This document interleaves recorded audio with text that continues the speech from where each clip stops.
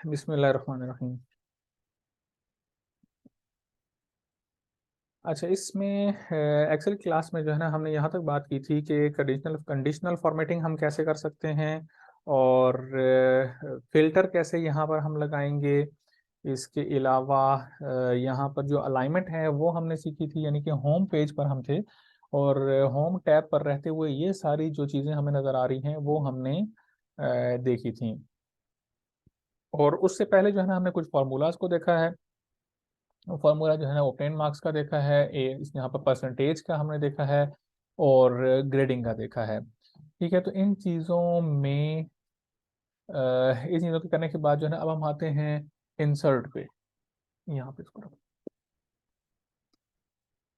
ठीक है, तो इंसर्ट में जब हम जाते हैं यहाँ पर ये सेकंड टैब है इंसर्ट का। इधर जो हमारे काम आने वाली चीज़ है उसके अकॉर्डिंग अगर हम देखें तो यहाँ पर है ये वर्ड आर्ट। वर्ड आर्ट का क्या मकसद है, इसको क्यों और कैसे यूज़ किया जाता है, बल्कि अगर हम शुरू से ही देख लें तो यहाँ पर हम आते हैं सबसे पहले इंसर्ट में, पिक्चर में। पिक्चर, कोई भी तस्वीर अगर हमें यहाँ पर लेकर आनी है एक्सेल में, सेम टू सेम वर्ड में भी ऐसे ही होता है। इंसर्ट में हम जाते हैं, वहाँ पर पिक्चर लिखा हुआ होता है और पिक्चर में हम जाते हैं तो किसी भी तस्वीर को हम यहाँ पर एक्सेल में भी उसी तरीके से लेकर आते हैं जिस तरीके से वर्ड में लेकर आते हैं। यहाँ पर एक्सेल में कोई पिक्चर हम लेकर आते हैं, मिसाल के तौर पर कोई मोनो है, मोनोग्राम है, कोई लोगो है किसी स्कूल का, या कोई किसी बच्चे की तस्वीर है, कोई भी तस्वीर हम यहाँ पर एक्सेल में लगाना चाहते हैं तो हम इंसर्ट इंसर्ट में जाएंगे, पिक्चर पे क्लिक करेंगे और पिक्चर में क्लिक करते हैं जब तो हमसे ये पूछता है कि आपकी जो पिक्चर है वो किस जगह पर है जो आपने यहाँ पर लेकर आनी है। तो हम उसको बताते हैं, मिसाल के तौर पर डेस्कटॉप पर कोई पिक्चर हो हम उसको उठाकर लेकर आते हैं। लेट्स सपोज ये कोई एक मोनोग्राम है किसी स्कूल का, कॉलेज का बिलफर्ज, या जिस तरीके से ये एक यूनिवर्सिटी का है, तो मैं इसको यहाँ से इंसर्ट पे क्लिक कर दूंगा। सेलेक्ट करना है, लाइक ये मैंने इसको सिलेक्ट किया, इस पर मैं डबल क्लिक करूंगा तब भी आ जाएगा। इंसर्ट पे क्लिक कर देता हूँ एक दफ़ा, इसको सिलेक्ट करने के बाद तो ये यूं यहाँ पर आ जाएगा। मैंने इंसर्ट पे क्लिक किया है, अब ये यहाँ पर 1 मिनट में आ जाएगा और फिर उसकी फर्दर जो होगी एडजस्टमेंट होगी। मिसाल के तौर पर ये यहाँ पर आ गया, इसको ड्रैग करके अपने रिक्वायरमेंट के अकॉर्डिंग जो है इसको मैं रिसाइज भी कर सकता हूँ। यहाँ पर इसको मैंने रख लिया और मज़ीद इसको छोटा करके मैं यहाँ पर इसको एडजस्ट कर देता हूँ। जैसे ये हुआ है तो इसके बाद यहाँ पर देखें टैब खुद ब खुद से मूव होके पिक्चर टूल में फॉर्मेट में आ गया है। पिक्चर टूल में फॉर्मेट में जब आया है तो ये जो सारे फॉर्मेट्स हैं इन पर जैसे ही मैं पॉइंटर को लेके जाता हूँ तो नीचे आप देखिएगा कि कुछ कुछ चेंज होता हुआ नजर आएगा। मिसाल के तौर पर ये देखें, ये तो अगर हमने अपनी पिक्चर के फ्रेम को चेंज करना है तो वो यूं इस तरीके के साथ हम चेंज कर सकते हैं। ये जस्ट एक प्रीव्यू आ रहा है इसके ऊपर पॉइंटर को मूव करने से। ये इसके ऊपर अभी अप्लाई नहीं हो रहा है, लेकिन अप्लाई करने के लिए इसके ऊपर मैं अगर क्लिक करूंगा तो ये अप्लाई हो जाएगा। ये वो यहाँ पर फ्रेम्स हैं जो कि अक्सर लोग इस्तेमाल करते हैं, तो ये सामने नज़र आ रहे हैं। अदरवाइज यहाँ पर ये देखें, ये डाउन एरो है, इस पर अगर हम क्लिक करते हैं तो बहुत सारे और फ्रेम भी हमारे पास ओपन हो जाते हैं। ठीक है, तो पीछे उसका प्रीव्यू आ रहा है साथ साथ, लेकिन चूंकि यहाँ पर नज़र नहीं आ रहा है तो हम इसको क्या करेंगे कि यहाँ पर एक हम इसको और ऐड कर लेते हैं और इसके साइज को इंक्रीज कर देते हैं, नीचे कर देते हैं। अब हम इस वाली पिक्चर पे क्लिक करेंगे और पिक्चर पे क्लिक करने के बाद हम जब यहाँ पर देखेंगे तो हमें इसका प्रीव्यू आसानी के साथ नज़र आ जाएगा। मिसाल के तौर पर ये,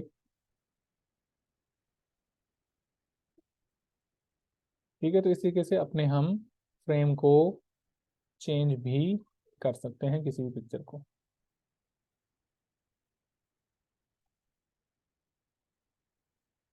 तो बिलफर्ज जो है ना मैं इसको यहाँ पर लेट्स सपोज जो है ना मैं ये कर देता हूँ।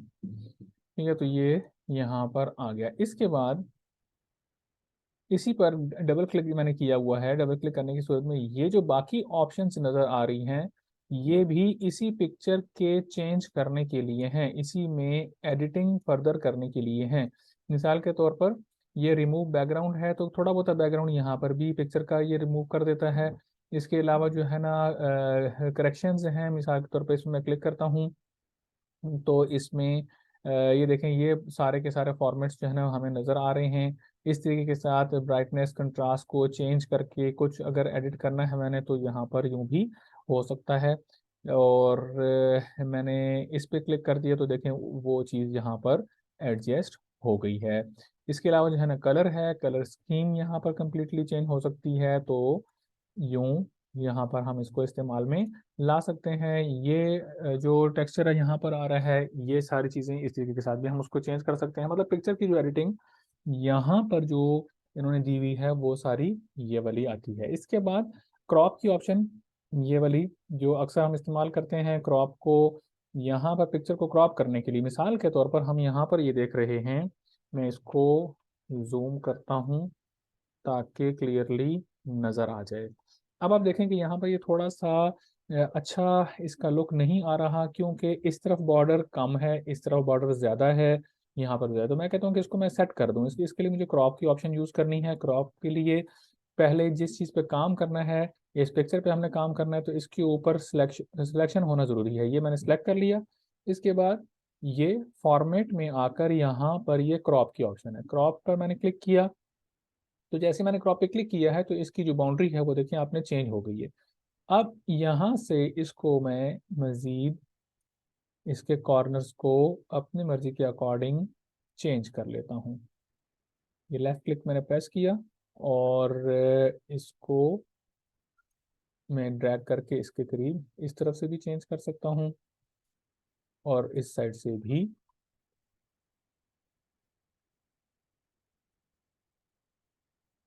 चारों तरफ से जो है ना ये इस तरह हो जाए कि इक्वल हो जाए। यहाँ तक मैंने इसको रखा और दोबारा जाके मैंने क्रॉप पे क्लिक कर देना है। एडजस्टमेंट करनी है पहले, एडजस्टमेंट करने के बाद दोबारा क्रॉप पे क्लिक कर देना है। तो देखें कि वो अब उसमें जो साइड्स पर जो मार्जिन्स कहीं पर ज़्यादा थे तो वो एडजस्ट हो गए हैं। अब आप इसको रिसाइज भी करें तो उसमें कोई फ़र्क वगैरह नहीं पड़ेगा। अगेन इसको मैं जूम आउट कर देता हूँ। तो ये चीज़ पिक्चर की एडिटिंग के हवाले से और पिक्चर के इंसर्ट करने के हवाले से जो है ना वो अक्सर हम इस चीज़ को यूज़ करते हैं कि इंसर्ट में जाते हैं, इंसर्ट में जाके पिक्चर पे क्लिक करते हैं तो ये चीज़ यहाँ पर आ जाती है। अगेन इंसर्ट के अंदर ही हम रहते हुए बात करते हैं शेप्स के ऊपर। तो शेप को भी अगर हमने कुछ इंसर्ट करना है, मिसाल के तौर पर ये शेप्स पर क्लिक करने पर ये बहुत सारी जितनी भी शेप्स ओपन हुई हैं जिस पर भी हम क्लिक करेंगे तो वो वाली शेप यहाँ पर इंसर्ट हो जाएगी। कैसे होगी? हमने स्टार पे क्लिक किया, जैसे हम स्टार पे क्लिक करते हैं तो पॉइंटर इसका चेंज हो गया है। माउस का पॉइंटर अगर आप देखें तो ये चेंज हो गया। इसका मतलब ये है कि जहाँ पर हमने ड्रॉ करना है हम उसको ड्रॉ कर सकते हैं। यहाँ पर रहकर मैंने इसको इस तरीके के साथ माउस के पॉइंटर को छोड़ दिया मैंने, तो ये यहाँ पर ड्रॉ हो जाएगा। ठीक है, जैसे ही ये ड्रॉ हुआ है इसकी कलर स्कीम और इसकी जो फर्दर डिटेल है वो खुद ब खुद से यहाँ पर अपीयर हो रही है। इसके ऊपर मैं पॉइंटर को लेके जाता हूँ तो ये चेंजेस खुद ब खुद से शो कर रहा है। इसकी मज़ीद अगर मैंने चेंजेस करनी है तो मैंने डाउन एरो पे क्लिक करना है और इसमें 3D इफेक्ट भी आ रहा है। ये देखें यहाँ से इस तरीके के साथ भी हम इसमें चेंज ला सकते हैं। अक्सर रिजल्ट बनाते हुए हम अगर किसी बच्चे के रिजल्ट पर हमें स्टार वगैरह इंसर्ट करना है तो वो इस तरीके के साथ हम कर सकते हैं। और यहाँ पर भी हम देख लेते हैं। अच्छा, ठीक है, तो ये शेप्स में से जो है ना एक शेप जो है ना मैंने यहाँ पर इंसर्ट की है। सिंपल तरीका वही है कि इंसर्ट में हमने जाना है, ये शेप्स वाली जगह जो है ना ये अपीयर हो जाएगी, इस पे हम क्लिक करेंगे। कोई भी शेप हम यहाँ पर अगर इंसर्ट करना चाहते हैं तो वो आ जाएगी। अक्सर जिस तरह हम यूज़ करते हैं कोई और, ये तो फॉर्मेट में से रिजल्ट का बना हुआ है, कोई और फॉर्मेट है अगर वो हम बनाना चाहते हैं और उसमें हमने इस तरह की शेप को लिखनी है जिसके ऊपर कुछ हमने फर्दर आगे लिखना भी हो, तो यूं हमने बनाया। इस तरीके से इसको हमने यहाँ पर एडजस्ट किया। मैं इसको थोड़ा साइड पे कर देता हूँ, इसको भी साइड पे कर देता हूँ। और अब इसके ऊपर अगर हम लिखना चाहते हैं तो वो भी हम लिख सकते हैं। और इसके लिए तरीकाकार यह है कि हम इसके ऊपर राइट क्लिक करेंगे, फॉर्मेट शेप पे जाएंगे। फॉर्मेट शेप पे जाने के बाद जो विंडो ओपन होगी वहाँ पर हमने इसको बिहाइंड द टेक्स्ट कर देना है। जैसे ही बिहाइंड द टेक्स्ट करेंगे तो जो भी काम हमने पीछे किया हुआ होगा वो इसके सामने आ जाएगा। और इसकी ट्रांसपेरेंसी वगैरह जो है ना वो भी हम यहाँ से चेंज कर सकते हैं। नो फिल कर देंगे तो इसके अंदर जो कलर हुआ था वो ख़त्म हो जाएगा। सॉलिड फिल है, सॉलिड फिल का मतलब ये है कि जो भी कलर इसके अंदर हमने किया है वो कलर यहाँ से हम चेंज भी कर सकते हैं। और कलर की जो ट्रांसपेरेंसी है वो भी हम चेंज कर सकते हैं। सर ये बिहाइंड द टेक्स्ट कहाँ से आया है?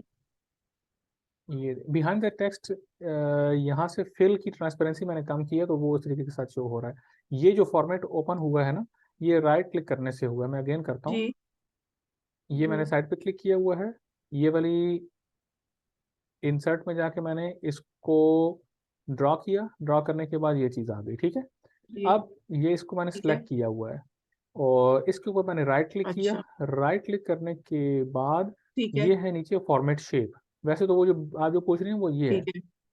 ब्रिंग टू फ्रंट, अच्छा। ब्रिंग टू ब्रिंग फॉरवर्ड, ये इसी के साथ आ जाएगा। ठीक है। सेंड टू बैक, वो ये चीज़ है। लेकिन ठीक है। वो इसको मैं कर दूंगा तो ये अब आ गया है, उसके पीछे चला गया ये। ठीक लेकिन है। चूंकि मैंने ट्रांसपेरेंसी कम की हुई है इसलिए वो इफेक्ट हमें समझ में नहीं आ रहा। मैं राइट तो क्लिक ये करता सर हूँ। ट्रांसपेरेंसी, ये ट्रांसपेरेंसी कहाँ से आई है इसमें? इस वाले जो इसकी ऑप्शन शेप किधर है? हमने इंसर्ट की है, शेप इंसर्ट करने के बाद राइट क्लिक करना है इसी के ऊपर रहते हुए। इसके बाद जो आखिरी ठीक है। ऑप्शन है, राइट क्लिक करने पर जो विंडो ओपन हुई है हमारे पास, इसमें आखिरी ऑप्शन है ठीक है। फॉर्मेट शेप की। फॉर्मेट शेप पे फॉर्मेट क्लिक शेप। करेंगे। ठीक है। फॉर्मेट शेप पे जैसे ही क्लिक करते हैं तो ये ठीक है। पूरी विंडो इसकी ओपन हो जाती है। इस शेप की फॉर्मेटिंग किसी भी तरीके से हम कर सकते हैं, वो सारी ऑप्शंस यहाँ पर ठीक। हमें शो कर रहा है। उसमें से सही है। पहली थी कि नो फिल कर दें। तो नो फिल करने की सूरत में जैसे उसकी अच्छा। बाउंड्री जो है ना वो फिल हुई भी है, कि बाउंड्री है इसकी, लेकिन जो उसके अंदर कलर था वो उसने जी। खत्म कर दिया नो फिल करने की सूरत में। सॉलिड फिल पे क्लिक ठीक करते है। हैं तो उसके अंदर जो कलर है वो शो हो रहा है। कलर हम यहाँ से चेंज कर सकते हैं और जो भी कलर है उसकी तरह से ट्रांसपेरेंसी जो है ना वो यहाँ से हम इंक्रीज डिक्रीज कर सकते हैं। ठीक। ठीक है, तो या तो वो ब्रिंग टू फॉरवर्ड या वो बैक ले जा सकते हैं, उसको उस सूरत में भी कर सकते हैं। और ट्रांसपेरेंसी कम करके भी जो इसके पीछे लिखा हुआ टेक्स्ट है वो अपीयर हो सकता है। इसके ठीक बाद है। तो ग्रेडियंट सर फिल अगर हम, हमने इसमें मुख्तलिफ रंग डालना है, कलर चेंज करना है, तो वो कलर कहाँ से आ रहे हैं इसमें? ये यहाँ से ये कलर लिखा हुआ है इस पे, ये बकेट से बनी हुई है, इस पे हम क्लिक करेंगे तो ये सारे अच्छा। कलर आ जाएंगे। ठीक। अच्छा ठीक है। ठीक कोई हो किसी गया। भी कलर पे हम क्लिक करेंगे तो वो आ जाएगा यहाँ अच्छा पे। ठीक। सही है। इसके बाद ग्रेडियंट फिल है। ग्रेडियंट फिल का मतलब ये है कि वो थोड़ा सा शेडेड सा आएगा। मिसाल के तौर पर देखेंगे ये हल्का सा ब्राइटनेस एक साइड से है, एक साइड से कम है, ये देखें इस तरीके के साथ। ठीक है, तो ये ग्रेडियंट टाइप इसमें यूं कलर अगर हमने देना है तो भी दे सकते हैं। थोड़ी बहुत ग्राफिक डिजाइनिंग यहाँ पे भी हो रही है। ठीक है, तो या पिक्चर और टेक्सचर फिल करना है हमने तो भी आ सकता है। यहाँ पर देखेंगे इस तरह का टेक्सचर अगर हम लगाना चाहते हैं, ये चीज़ लगाना चाहते हैं तो भी हमें यहाँ से लगा के उसकी जो ट्रांसपेरेंसी है हम वो भी कम कर सकते हैं। सर और ये ग्रेडियंट में हमेशा ये ग्रे कलर ही आएगा कि इसमें हमने पहले कोई कलर लगाना है फिर ग्रेडियंट होगा? नहीं नहीं, ग्रेडियंट का सिंपल मतलब है टू कलर्स का कम्बिनेशन। और वो एक थोड़ा सा जो है ना वो डार्क होगा, दूसरा थोड़ा लाइट होगा।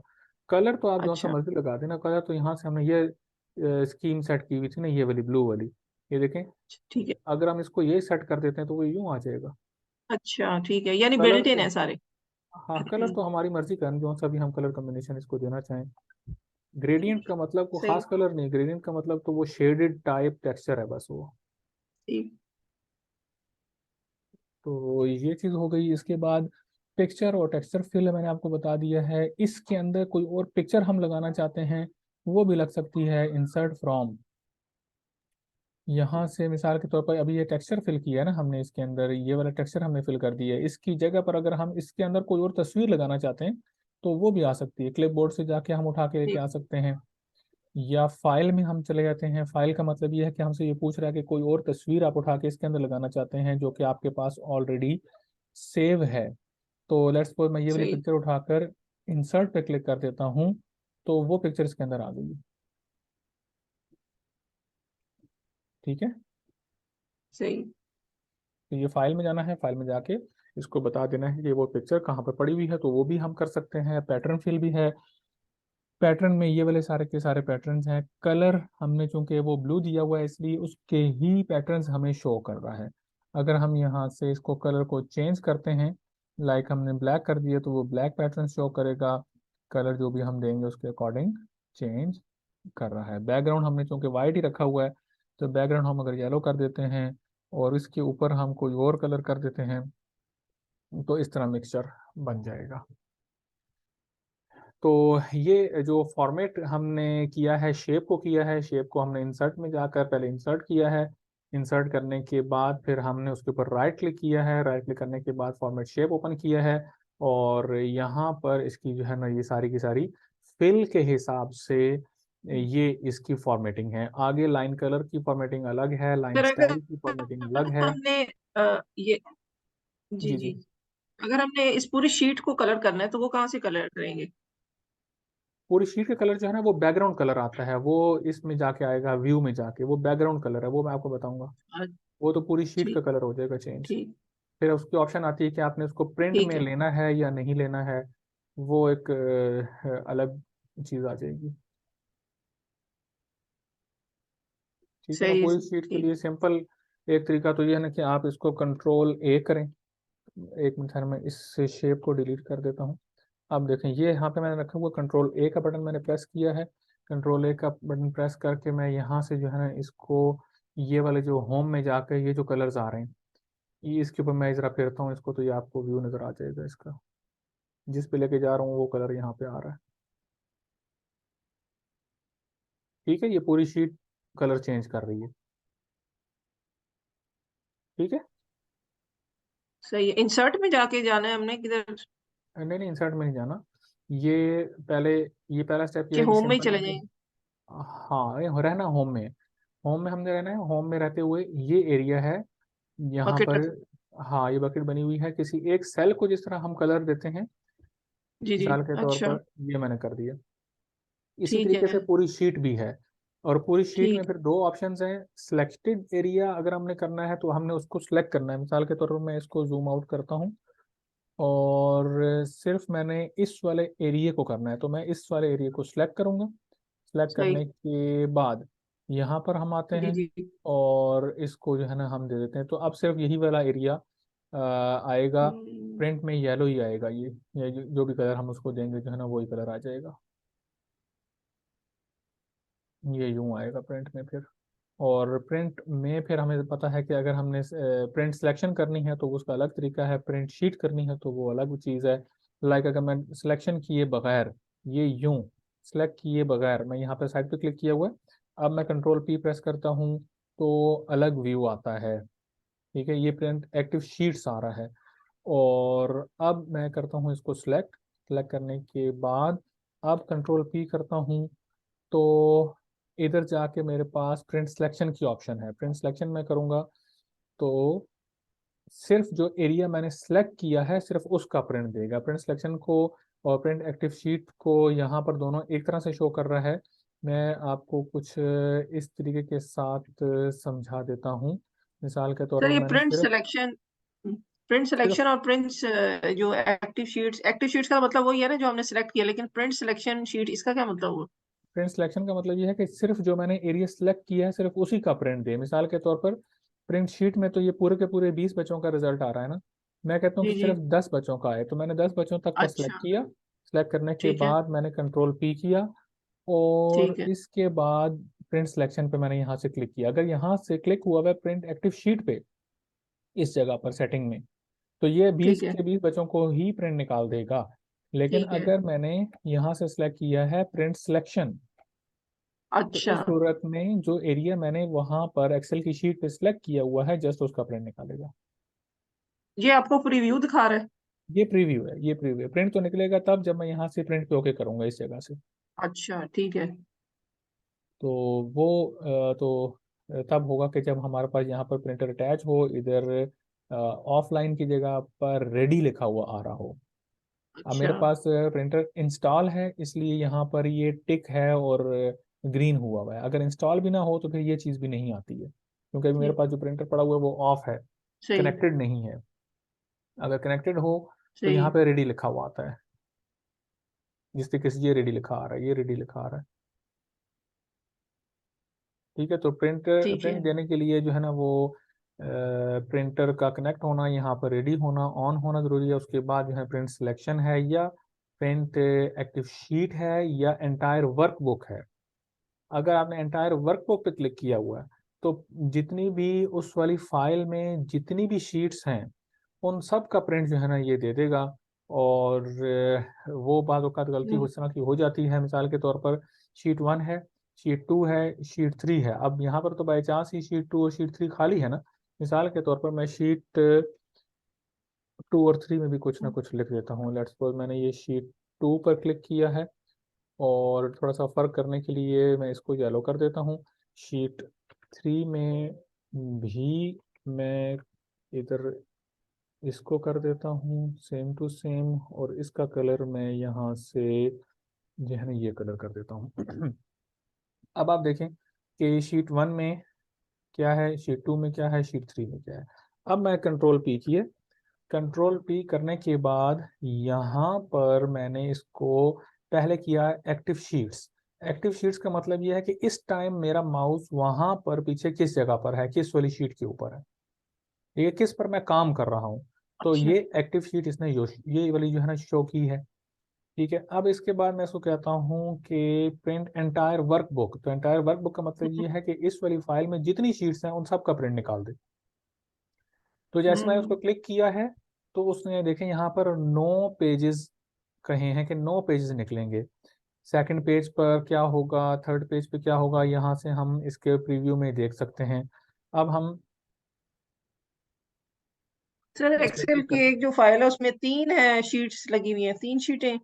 बिल्ट इन जो आती है ना, जो न्यू फाइल जब हम ओपन करते हैं तो उसके अंदर 3 शीट्स आती हैं। हम उसको फिर ठीक है, ऐड भी कर सकते हैं, फिर ख़त्म भी कर सकते हैं उसमें से। सही, आप देखें ना यहाँ पर ये 9 पेजेस हैं, तो वो कट पिट के आ रहे हैं क्योंकि हमने उसकी एडजस्टमेंट उसके अकॉर्डिंग नहीं की हुई है। ठीक है ना। तो ये प्रिंट अब इस तरह कटा हुआ आएगा सारा। ये आधी शीट आएगी, ठीक है। आधी जो है ना वो दूसरे पेज पे आएगी, आधी तीसरे पेज पे आएगी। तो इसलिए इसकी एडजस्टमेंट जो है वो करना पहले ज़रूरी है, अगर हम पूरी वर्कबुक का प्रिंट हम देते हैं तो। एक्टिव शीट हमारी ये वाली है, शीट 1 है। सही, तो ये 3 ऑप्शन आती हैं प्रिंट देते हुए। अच्छा, इंसर्ट में यानी जिस से हम शीट के ऊपर होंगे वो एक्टिव शीट होगी सर, और हम्म, सिलेक्शन शीट वो है जिसको हमने सेलेक्ट किया हुआ है। जी जी, सिलेक्शन सिलेक्टिव शीट नहीं होगी, सिलेक्शन एरिया होगा, सिलेक्टेड एरिया होगा ये एरिया। यहाँ तक मैंने अगर सेलेक्ट सिलेक्शन, किया अच्छा है ठीक है। तो फिर इसको प्रिंट देंगे तो वहां पर हमारे पास ऑप्शन आएगी। अच्छा, इसी में इंसर्ट में रहते हुए जो है हमारे पास ये स्क्रीनशॉट की ऑप्शन भी आती है। और एक मैं इसको जूम इन करता हूँ। मिसाल के तौर पर इसकी हमने तस्वीर लेनी है, ये जो एरिया है ये पूरी की पूरी शीट जी, है, इसकी हमने पिक्चर लेनी है। मैं एक मिनट, इसका जो कलर है वो दोबारा से होम में जाकर यहाँ पे जाकर नो फिल कर देता हूँ, ताकि कोई भी कलर इसके अंदर ना हो। ये कलर तो रहेगा बिकॉज ये फिल्टर लगा हुआ है, ये कलर नहीं आए। अच्छा, अब इसके बाद मैं क्या करता हूँ कि ये पिक्चर के तौर पर मैंने किसी को भेजना है। तो एक तो तरीका ये है ना कि हम मोबाइल से इसके ऊपर इसकी तस्वीर ले लें। दूसरा तरीका ये है कि जो एक स्क्रीनशॉट की बिल्ट इन विंडो में एक ऑप्शन आती है, वो आप यहाँ पर इंस्टॉल करके रख लें, यहाँ पर सामने रख लें, तो उससे भी आ जाता है। स्नाइपिंग टूल है या इस ना कुछ नाम है उसका। और दूसरा तीसरा तरीका ये है कि इंसर्ट में आप जाकर जो है ना ये है स्क्रीनशॉट। स्क्रीनशॉट पे आप क्लिक करें। स्क्रीनशॉट पे जैसे हम क्लिक करते हैं तो ये वाली ऑप्शन जो है ना हमें स्क्रीन क्लिपिंग, ये हम इसको क्लिक करते हैं और ये यूं इसी के साथ जो है ना वो आ रहा है कि हमने किस चीज़ की स्क्रीन क्लिपिंग करनी है। मिसाल के तौर पर हम इसको यूं क्लिप कर देते हैं इस तरीके से। जैसे हम उसको करते हैं ओके, तो वो कहीं और से स्क्रीनशॉट उठाकर जो है ना वो यहाँ पर लेकर आ गया। अच्छा, इसमें स्क्रीनशॉट जो है ना सर इस ये फोटोशॉप का इधर कैसे आ गया? ये कोई और स्क्रीनशॉट लेकर यहाँ पर आने की ऑप्शन पे हम बात कर रहे हैं। मिसाल के तौर पर मैं इसको डिलीट करता हूँ और इंसर्ट में जाता हूँ। इंसर्ट में जाकर ये देखें ये स्क्रीनशॉट आ रहा है, ठीक है। अब इसकी जो हेल्प आ रही है इसके ऊपर देखें, insert a picture of any program that is not minimize to the task bar, click screen clipping to insert a picture of any part of the screen. ठीक है, तो मतलब कहने का ये है यहाँ पर जो वर्किंग हम करना चाहेंगे इस वाले इससे वो ये है कि इसका स्क्रीनशॉट नहीं हमने लेना। इसका स्क्रीनशॉट अगर हम लेना चाहते हैं वो तो विंडो प्रिंट स्क्रीन करेंगे तो वो तो स्क्रीनशॉट आ जाएगा ना। वो जो एडोब वाला यहाँ पर आ गया है वो मतलब ये है कि कहीं ठीक पर है सर। हमारे पास कोई पिक्चर पड़ी हुई है, हम उसको उठा के यहाँ पे लाना चाहते हैं, जिस तरह हम ये वाली पिक्चर जी यहाँ पर लेकर आए थे। तो हम इसी तरीके के साथ एक और तरीका भी यूज कर सकते हैं कि हम स्क्रीनशॉट पे क्लिक करते हैं। अब ये देखें, ये एक दो और ऊपर चार छः, ये जो छह चीजें यहाँ पर मेरे पास शो हुई हैं, ये इस वजह से शो हुई हैं जी। कि ये छह की छह मैंने यहाँ पर नीचे ओपन की हुई हैं। अच्छा ठीक है। ठीक है, तो वो यहाँ पर ओपन होगी। अब इनमें से किसी चीज का किसी पिक्चर को मैं उठाकर यहाँ पर लाना चाहता हूँ तो फिर मैं ला सकता हूँ। मिसाल के तौर पर मैं जाता हूँ, ये जिसके हमने प्रिंट की बात की थी, मैं इस पर क्लिक करता हूँ तो ये यहाँ पर उसकी स्क्रीनशॉट यहाँ पर आ गई है। अब ये वो प्रिंट वाली ऑप्शन नहीं है, ये इमेज जी आ गया है ये। इसको मैं ठीक। इस तरीके के साथ एडजस्ट कर सकता हूँ, क्रॉप कर सकता हूँ। मैंने आपको बताया था कि यहाँ पर हम क्रॉप पे क्लिक करते हम्म। हैं तो इसको हम यूं कट कर लेते हैं, इसके बाउंड्री को इसके अकॉर्डिंग एडजस्ट कर लेते हैं, क्रॉप पे क्लिक कर देते हैं। एंगल भी इसका मूव करना है तो हम इसको यूं 90 डिग्री एंगल पे ले आते हैं और फिर इसके ऊपर अगर हम देखना चाहें तो ये यूं आ जाएगा। और इस पूरी की पूरी स्क्रीन का अगर हमने स्क्रीनशॉट लेना है तो इसका तरीका आपको पता होगा, वो क्या है?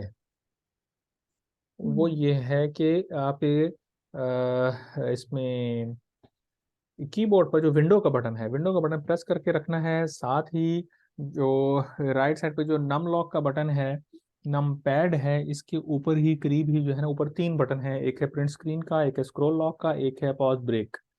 तो जो प्रिंट स्क्रीन है वो उसको आपने प्रेस करना है। विंडो का बटन मैंने अभी इस टाइम भी दबाया हुआ है और प्रिंट स्क्रीन का बटन जैसे ही मैं दबाऊंगा तो आप देखिएगा कि ये जो स्क्रीन है थोड़ी सी ऐसे होकर कि जैसे तस्वीर खींच कर जो है फिर वो गायब होगी। मिसाल के तौर पर देखिएगा अभी ये थोड़ी डिम हुई है फिर हाँ गायब हो गई। जी।